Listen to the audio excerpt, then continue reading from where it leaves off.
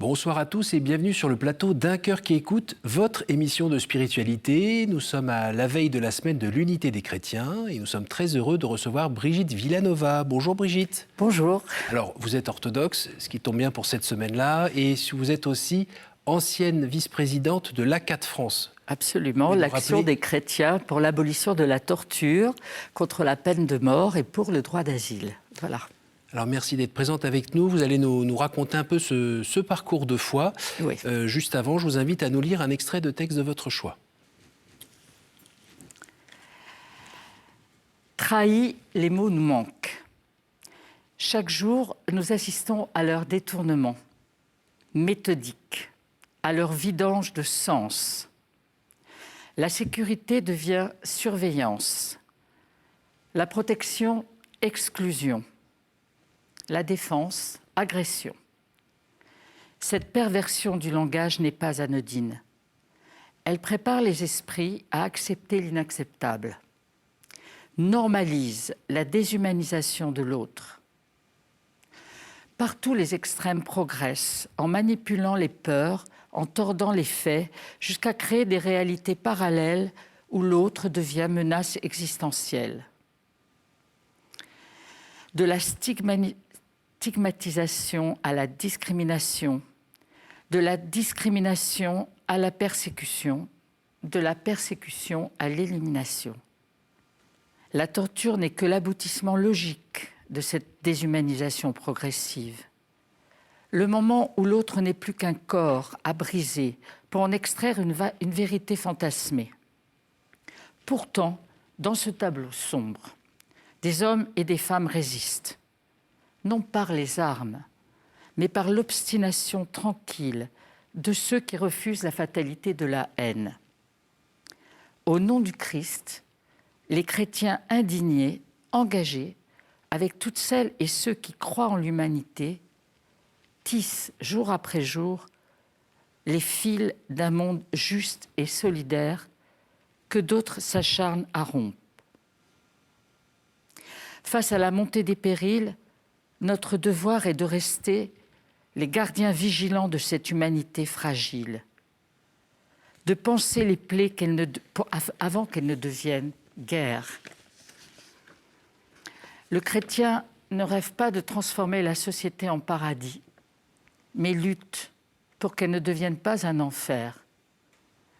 Cette intervention modeste, partielle, mais tenace, jamais découragée, à la lumière de la croix glorieuse, c'est la raison d'être de l'ACAT.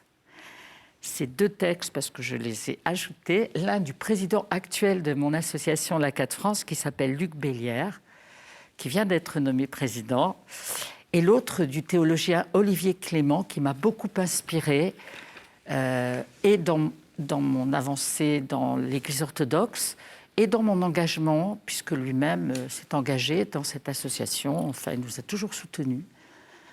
Et voilà comment je vois les choses. Obscurité, lumière. On est content de vous recevoir ici en plateau. Dans cette émission, on ne reçoit pas énormément d'orthodoxes. J'imagine. Est-ce que vous pouvez nous raconter comment vous êtes tombé dans ce bain? Je viens d'une famille qui n'était pas... on faisait notre communion, mais qui allait rarement à l'église. Et je dois dire, de ce fait, dans ma famille, aller à l'église, c'était pour les enterrements. L'église était associée à la mort et aux enterrements.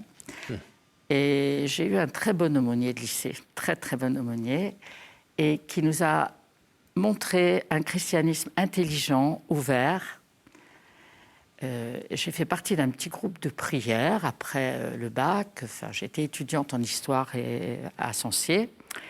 Et j'allais à un petit groupe de prière charismatique, très prière spontanée, chant. Et là, il y avait une dame orthodoxe qui s'appelle Marie Mouma et qui nous a invités à la Pâque orthodoxe dans sa paroisse, à la crypte de la rue d'Arus, sous la cathédrale russe, la vieille cathédrale russe, une crypte où il y avait une célébration en français. Et j'ai commencé donc à aller, parce que j'ai beaucoup aimé cette espèce de plongée dans ce mystère de Pâques, ces chrétiens qui chantaient, qui se déplaçaient, ces lumières, enfin une fête extraordinaire. Et j'ai approché quelque chose que j'ai essayé ensuite de comprendre de mieux en mieux. Et c'est à la fois des liturgies avec beaucoup de chants, beaucoup de tropères, des passages de la Bible et une plongée dans le mystère où on peut prendre vraiment des forces spirituelles. Et la deuxième étape... C'est en quelle année à peu près? Je vais avoir à peu près 20 ans, 21 ans. Et la deuxième étape, c'est que j'ai rencontré des réfugiés chiliens dans un monastère où notre aumônier qu'on avait revu, on faisait de temps en temps une petite retraite dans un monastère. Et je pense que ce n'est pas un hasard. Et ces réfugiés chiliens avaient été torturés. Et l'une d'elles avait vu sous ses yeux son fils et son mari fusillés. Et elle avait tellement pleuré qu'elle avait des cernes bleues autour des yeux. Je n'ai jamais vu ça. Des cernes tout bleues. Ils nous racontent leur histoire. Ils se lèvent et ils dansent. Ils chantent. À nouveau, obscurité, lumière. Et ce relèvement-là m'a énormément touchée. Comme témoignage de foi? Absolument, absolument. Ils se relèvent, ils chantent. Et par la suite, j'entends parler de la CAT, je vais dans un petit groupe à Charenton et commence ainsi une histoire. J'ai été pendant plus de 40 ans militante dans cette association où j'ai rencontré là des protestants, des catholiques, et dans ma paroisse orthodoxe où j'étais allée, il y avait des militants de la CAT, des théologiens. Il y avait en particulier une femme, Elisabeth Bersigel, qui a été à la création de la CAT, et un prêtre, le père Michel Evdokimov, qui lui aussi a été à la création de la CAT. Alors, pardon de vous couper, mais quand on pense à CAT, abolition de la torture, là, vous nous dites, ça fait 40 ans que vous militez dedans. Évidemment, beaucoup de gens disent ouais, non, c'est bien de militer, les gars, mais ça continue, et à quoi ça sert, en fait? Qu'est-ce que vous leur répondez? Eh bien, à la CAT, par exemple, nous obtenons des libérations chaque année, en partenariat souvent avec Amnesty International, mais pas seulement, avec d'autres associations locales, souvent, nous obtenons des libérations de prisonniers qui ont été emprisonnés injustement. Et puis, nous parrainons des condamnés à mort. Par exemple, j'ai eu, je peux dire, la chance, vraiment. Au début, j'ai dit oui, bon. J'ai parrainé, et je parraine encore, Milton, qui est un Américain noir qui a été mêlé à des problèmes de drogue et amené à tuer un homme, un dealer. Il a été condamné à mort en Californie. Oui. Et heureusement, parce qu'en Californie, il y a des moratoires, il n'a pas été exécuté. Donc on l'a mis dans une prison, les couloirs de la mort, en Californie. Ce sont des prisons très dures, à l'isolement. Mais pardon, ça veut dire que dans ce couloir-là, il y reste? Il y reste à vie. À vie. Et jamais il sera... Et jamais... Alors, il y a vécu 37 ans, déjà. Et là, comme il avait une très bonne conduite, on l'a mis dans une prison un peu plus souple. Et là, il a pu avoir quelques visites. C'est un petit peu plus libre. Enfin, il peut envoyer des mails parfois. Voilà. Mais il va y rester. D'accord. Mais en revanche, la chaise électrique ou autre, c'est pas pour lui? Non, en principe, non. D'abord parce que la Californie... même actuellement, sous un moratoire, et il n'y a pas d'exécution capitale, ce qui n'est pas le cas dans de nombreux États américains, où on reprend justement. Alors, vous écrivez papier ou... Alors, j'ai écrit... Alors, ça fait 17 ans que j'écris, que je lui écris et qu'il m'écrit. À quelle fréquence? C'est un peu irrégulier, mais c'est au moins une fois par mois, oui, parfois, c'est une fois par mois à peu près. Et puis, j'ai la chance d'être dans un petit groupe où depuis quelques années, j'ai des frères et sœurs qui ont rejoint cette correspondance.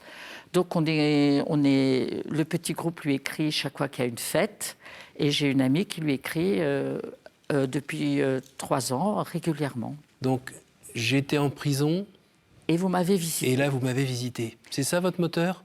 Ça, c'est mon moteur. Et alors, mon moteur aussi, c'est que quand on commence une correspondance, on se dit, qu'est-ce que je vais écrire ? Ça va pas. Et puis, on ne se connaît pas, en fait. On découvre une personne. Une personne. Et je pense que ce n'est pas à hasard, mais en tout cas, moi, j'ai Milton, qui en fait est un peu devenu notre pasteur. C'est-à-dire qu'au début, c'est nous qui... Enfin, je disais, tiens bon, Milton, des petites phrases d'évangile, une petite... Maintenant, il m'écrit, Brigitte, tu viens d'avoir un petit-fils qui s'appelle Élias. Le prophète Élie est un grand prophète. Sois une bonne grand-mère, relis la Bible. Voilà, c'est presque lui. Vous voyez, et ce que j'aime beaucoup dans le christianisme, c'est que très souvent, on se fait une idée et c'est le monde à l'envers. Pour aller donner un coup de main à des braves gens, et en fait, c'est eux qui nous nourrissent. Quand vous entendez Semaine de l'unité, notamment de l'unité des chrétiens, comment vous le vivez D'abord, ça me fait beaucoup de peine qu'on soit divisé. Oui. Hein, en particulier, on ne peut pas partager la communion, puisqu'on ne met pas la même chose sous les mêmes noms. Et ça, je trouve ça vraiment triste, et j'ai vraiment hâte. Il y a deux choses qui me semblent très importantes. C'est qu'on avance sur cette question, et qu'on puisse vraiment partager ensemble l'Eucharistie. Et la deuxième question, concernant l'unité des chrétiens, que nous ayons les mêmes fêtes, aux mêmes dates. Parce que les orthodoxes venant de pays où on suit un autre calendrier, l'année dernière, nous étions à Pâques tous ensemble. Oui, c'est un beau cadeau. Mais les autres années, nous sommes en communion avec les orthodoxes des autres pays. Oui. Et c'est une question très douloureuse. Franchement, c'est très douloureux. Oui, c'est pas juste l'avantage à Noël de recevoir les cadeaux plus tôt. Non. Noël, on fait. Alors, Noël, c'est... Bon, ça dépend des pays. C'est extrêmement compliqué, cette histoire. Mais Noël, en France, on fait le même... Enfin... moi, je suis dans une paroisse francophone du patriarcat œcuménique de Constantinople. Ça s'appelle le vicariat. On est une trentaine de paroisses. On est toujours avec Constantinople. Et nous fêtons Noël avec les gens ici en France, tous ensemble, ça va. Et mes amis qui sont dans des paroisses russes, ils font Noël selon le calendrier julien avec un petit décalage. Ce qui est très triste, c'est Pâques aussi. Et cette année, nous avons fait Pâques ensemble.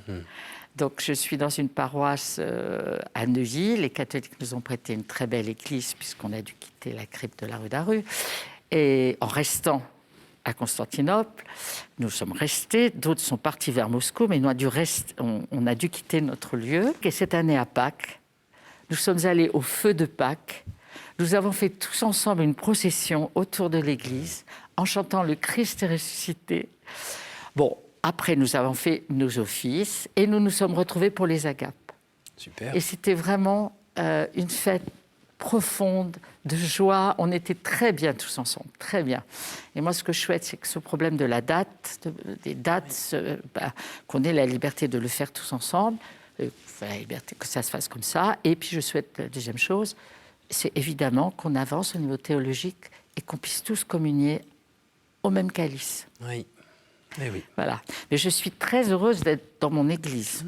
Mon église orthodoxe, qui célèbre en français, qui est très ouverte au monde. Dans mon église, il y a beaucoup d'orthodoxes qui sont dans des associations d'aide aux migrants, qui participent à toutes sortes à des mouvements de jeunesse, à la CAT. Quand on parle de l'unité des chrétiens, on pense aussi à l'unité de la personne. Parce que c'est un travail qu'on a tous à faire. Absolument. Alors vous, aujourd'hui, vous avez été professeur d'histoire géo, mais aujourd'hui, vous êtes à la retraite, vous êtes maman de 5 enfants, grand-mère d'un petit peu plus. 7 enfants, oui. Voilà. 7 jeunes et enfants. Cette quête de l'unité intérieure, à quoi elle ressemble pour vous et qu'est-ce que vous avez vu comme trajet qui a été fait depuis que vous en avez pris conscience ? Écoutez, j'ai vu l'action de l'Esprit Saint parce que franchement, Moi, je suis quelqu'un de plutôt joyeux. On m'aurait dit, tu vas militer contre la torture, la peine de mort avant mon engagement. J'aurais dit, c'est trop triste. Mais vraiment, je vis mon engagement avec sérieux, fidélité, comme les Acaciens sont très fidèles. Alors, on vieillit, mais voilà, on est fidèles. Et je le vis en prenant mes forces dans la prière. En particulier, une prière que j'aime beaucoup, que disent les moines orthodoxes, la prière de Jésus. « Seigneur Jésus-Christ, Fils de Dieu, aie pitié de moi, pécheur. » Et cette prière, elle m'accompagne tout le temps dans ma vie, dans des moments de joie, dans des moments de peur, de peine, de chagrin, dans des moments... Avant d'écrire à Milton, je l'ai dit, « Seigneur Jésus-Christ, aie pitié de moi, pécheur. » Et j'y inclus tout ce que, voilà, mes inquiétudes. Et à la liturgie, nous avons l'habitude de marquer nos défunts, nos malades, sur des papiers, oui. Ceux pour qui nous devons prier, et on les donne au diacre, et au moment, il prend du pain, au moment de prendre le pain pour préparer l'Eucharistie, il redit tous les noms des malades et des défunts. On les confie à la communauté, je confie tout le temps Milton. Chaque dimanche, chaque fête, je confie Milton. Mais je confie aussi des témoins, des gens que j'ai rencontrés, un jeune qui s'est suicidé. Et quand c'est vraiment très grave, je vais dire au diacre. Après, il y a une prière où on reprend quelques voilà. Je dis attention à cette personne-là. Je la confie à la communauté je la confie au Saint-Esprit, à Dieu. Je lui présente ces gens, ces malades et ces défunts. Ça, c'est la première chose. Et aussi, j'essaie de voir dans ma vie des choses inattendues et qui me font avancer. Et il m'en est arrivé plein. La rencontre dans cette paroisse, on va dire par hasard, je suis invitée de Olivier Clément, Père Michel, Elisabeth Versichel, le Père Boris, qui nous accueillait toujours, il se mettait à l'embrasser. « Bonjour, viens m'embrasser. » Ça commence comme ça. Cette liturgie qui me plonge dans tant de mystères, où j'entends l'épître et l'évangile. Mais est-ce que la vie n'est pas venue vous bousculer par moments avec, je sais pas moi, la maladie, le travail ou autre, qui fait que tout d'un coup vous avez eu à traverser des déserts, des espaces, vous avez frôlé les ravins de la mort, toutes ces choses-là qu'on peut lire dans la Bible et dans les psaumes notamment. Et dans ces cas-là, des choses d'ailleurs qui nous divisent à l'intérieur, parce qu'on aspire à la joie, on aspire au beau, on aspire au bonheur, et on est tiré vers le bas par toutes par ces exemple, choses-là. Le suicide d'un jeune. Oui. Mon petit-fils, son meilleur ami, s'est suicidé. Le suicide, c'est... Bon.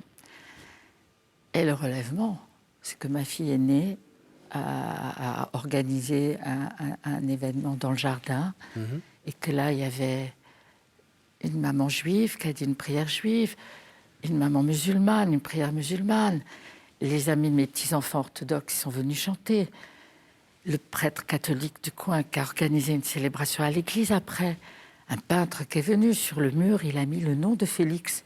Et tous les enfants sont venus dessiner quelque chose. C'est ça le relèvement, c'est le mystère de... C'est le mystère... Alors moi, ce que j'aime beaucoup aussi, c'est à Istanbul, la représentation de l'Anastasis, le Christ sur une icône, sur une grande fresque, prend Adam et Ève et les tire et les relève. Et moi, cette image, elle est toute ma foi. Je la regarde. Quand j'ai cessé d'être vice-présidente, je l'ai offerte. J'ai fait une photo de cette icône, enfin, représentation iconographique. Je l'ai donnée au comité directeur, à chacun. J'ai traversé des moments très difficiles dans mon enfance. J'ai une famille un petit peu dysfonctionnelle et j'étais un peu à cas social. Et je peux dire que le Christ m'a... Et vous vous souvenez d'un moment précis, vous avez senti qu'il vous sortait de... Oui, je me souviens. La première fois que j'ai parlé de mon enfance à une de mes grandes amies, qui s'appelle Danielle, et qui m'a consolée. Quel âge aviez-vous? J'avais plus de 30 ans, enfin j'étais... Ah oui, donc c'était un peu en fou j'en tout avais ça. parlé juste à mon mari, Mhm. qui était à l'aumônerie avec moi, qui est orthodoxe avec moi, qui est mon compagnon depuis plus de 50 ans. 50 ans de mariage, voilà. Mais j'en avais pas parlé. Et en fait, les blessures de l'enfance, elles restent, mais c'est le Christ qui me tient bien. Et c'est en qui en m'a parlant relevée. avec elle que vous l'avez senti? Oui, on en a parlé, ça m'a libérée et ça m'a permis ensuite de rendre grâce. Mais j'ai rendu grâce souvent au Seigneur de m'avoir tenue en vie, tenue joyeuse. Je me souviens, un jour, j'ai mis la tête sur une vitre dans un métro et j'ai senti la mère de Dieu. J'ai senti la mère de Dieu. J'ai dit une prière à la Vierge et je me suis dit, t'es en vie. Voilà, t'es en vie. Et souvent, ça me fait ça. J'accompagne des gens qui souffrent. Et je pense à ça. Le Christ nous relève. Milton, il est debout. Il est debout. Et pourtant, il aurait objectivement Il plein de raisons prie. de ne pas Et être il prie debout. pour nous. Il aurait des raisons de ne pas être debout, en fait. Exact. Un des derniers signes de l'Esprit Saint qui m'est arrivé, on cherchait pour les 50 ans de mon association une des fondatrices, une religieuse protestante diaconesse, qui s'appelle Sœur Évangéline. On la cherchait. On s'était dit, on va finir par la trouver. Le soir de Noël, dans un marché vide, je vais faire une course, un marché couvert vide, j'aperçois une petite diaconesse. Je me dis, tiens, je vais lui dire bon Noël. Je la vois, c'était elle. Elle me dit, comment vous appelez-vous? Je dis, puis vous connaissez la 4. Elle dit, oui, j'ai participé à sa fondation. Je lui dis, alors vous êtes sœur Évangéline? Elle me dit oui. Et depuis, je vais la voir et on l'a filmée pour les 50 ans. C'est ça, c'est l'inattendu. Moi, dans ma vie, j'ai beaucoup de choses qui m'ont relevée et que je n'attendais pas du tout. Et ça, c'est l'Esprit Saint. Moi, je crois vraiment qu'il nous tient bien. Merci beaucoup. On arrive déjà à la fin de l'émission. C'est le moment des 3 questions. Pouvez-vous me dire un chiffre entre 1 et 10, s'il vous plaît? Je vais vous dire 8. Quelle phrase ou moment de l'Évangile vous donne de l'espérance? Viens et suis-moi. À nouveau, entre 1 et 10? 3. Y a-t-il une parole que vous regrettez de n'avoir pas dite à quelqu'un? Ça touche au pardon. Et c'est difficile des fois. Une dernière? Oui, Je vous écoute. 5. Quelle est votre prière préférée? Seigneur Jésus-Christ, Fils de Dieu, aie pitié de moi pécheur.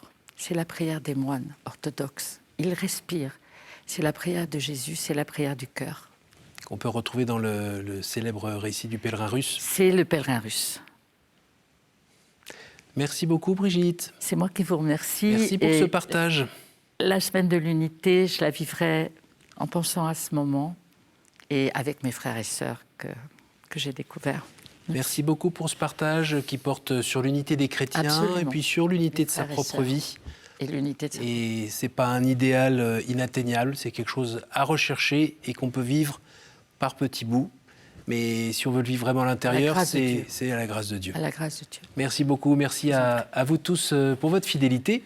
Vous pouvez retrouver cette émission sur notre site www.ktotv.com, sur notre appli radio, évidemment en podcast. J'en profite pour saluer toutes les personnes qui nous écoutent en podcast. À la semaine prochaine.